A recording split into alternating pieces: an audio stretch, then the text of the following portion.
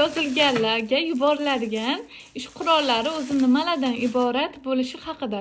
Ko'pchilik o'ylabdiki, bular faqat mana shuni yuboradi, mana shuni yuboradi va kley yuborsa kerak deb o'ylabdi. Toshlarni qayerdan olamiz deganlar.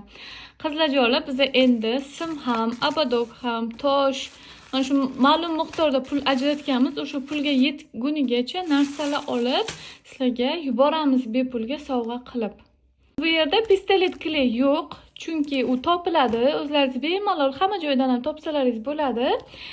Qolmagan ekan, shuni hisobiga boshqa narsalar ko'proq olingan. Qaranglar, toshlar ko'proq olingan. Mana bular ko'proq olingan. Bulardan kamida mana nechta?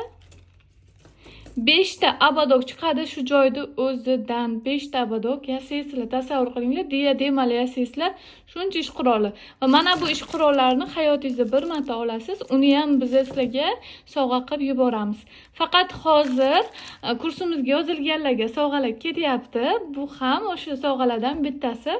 Ertaga ham sovg'alar chiqib ketadi. Men sizlarga bularni bitta obzor qilib, nima vazifalar bajarilishini, qanaqa sotilishini hammasini yana ham zo'r qilib tushuntirib beraman. Bu yerda mana bunaqa metallar bor, barkli. Buni obodokka qurib, chiroyli obodokchalar yasaysizlar.